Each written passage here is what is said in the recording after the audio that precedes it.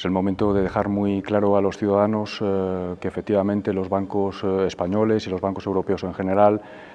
cuentan con una situación de resistencia muy elevada y que también cuentan con unas posiciones de capital y de liquidez también muy elevadas. Y también es muy importante subrayar cuál es la razón de que esta sea la situación en la que nos encontramos hoy ante estas tensiones financieras como subrayabas. La reforma financiera global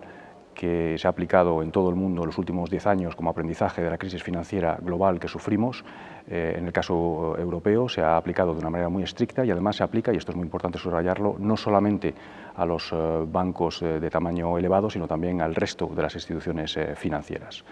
De hecho, esto es lo que ha permitido que durante la crisis de la pandemia y luego durante la crisis de Ucrania los bancos hayan podido mantener una financiación adecuada a los agentes económicos, a los hogares, a las empresas no financieras, esa posición de partida de resiliencia junto con, por supuesto, todas las medidas de apoyo que las distintas autoridades han desplegado en los últimos años.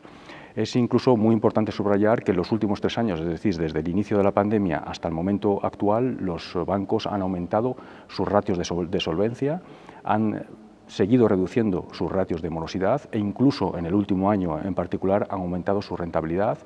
que en 2022, como digo, llegó a superar el coste del capital. También es muy importante subrayar que las distintas pruebas de resistencia que realizamos periódicamente, Banco de España publicamos semestralmente nuestro informe de estabilidad financiera, ese ejercicio macroprudencial que realizamos a las entidades españolas o a nivel europeo, las que realiza el Mecanismo Único de Supervisión, confirman esa elevada resistencia del sector.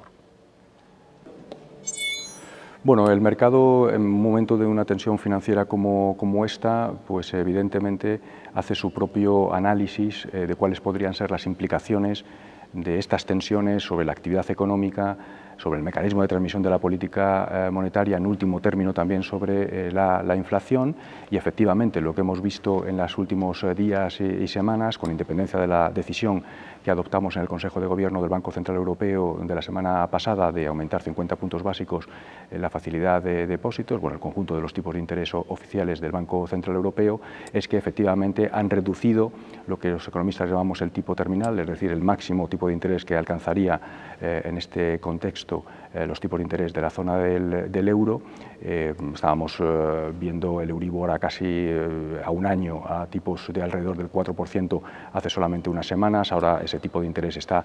mucho más cerca del 3,25, de 3,3%.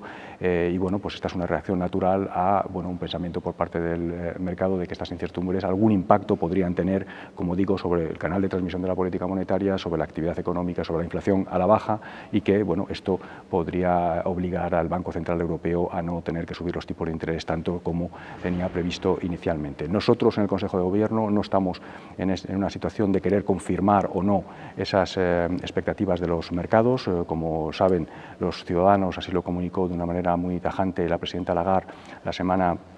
pasada, lo que creemos es que en este momento de incertidumbre muy elevada es muy importante no dar unas pautas muy concretas sobre cuál va a ser el destino de la política monetaria, las siguientes decisiones de política monetaria. Lo que tenemos que hacer es analizar los datos que nos van llegando, qué efecto tienen esos datos sobre nuestras perspectivas de inflación y esto cómo se concreta en particular tanto sobre los distintos indicadores de actividad económica y financiera, cómo está evolucionando la inflación subyacente, cómo está evolucionando y afectando también al mecanismo de transmisión de la política monetaria, un elemento que puede estar además muy afectado precisamente por las tensiones que estamos viviendo en estos días y con la recogida de todos esos datos, con el análisis de esos datos, haremos nuestra propia valoración y sobre esa valoración tomaremos las decisiones futuras. Pero, insisto, sin tratar de indicar a los mercados ni a los agentes económicos en este momento una pauta de la evolución futura de los tipos de interés. No, al contrario, en un momento de tensión financiera es muy importante que los bancos centrales comuniquemos que estamos dispuestos a hacer lo que sea necesario para garantizar no solamente la estabilidad de precios, sino en particular en estos contextos la estabilidad financiera. Tenemos los instrumentos para hacer posible esa garantía de la estabilidad financiera y tenemos además la disposición a utilizarlos si fuera necesario. Yo creo que eso es un mensaje de tranquilidad y de confianza para los agentes económicos y así debe interpretarse. No, en absoluto. Yo creo que es una lectura que no puede realizarse. El caso de Credit Suisse es un caso muy idiosincrásico, que tenía unas debilidades ya conocidas desde hace tiempo, que las autoridades suizas han decidido optar por esta solución de la compra por UBS.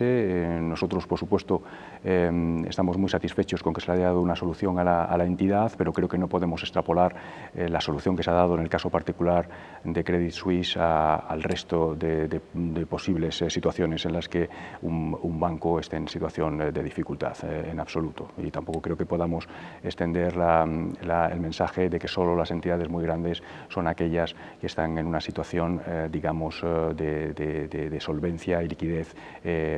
adecuada. Como decía en la intervención anterior, los bancos europeos en particular están supervisados y están regulados de la misma manera, con independencia del tamaño, y por tanto todos ellos cuentan, con independencia del tamaño, insisto, con posiciones de capital y posiciones de liquidez sólidas, y eso es lo más importante que hay que subrayar en este momento.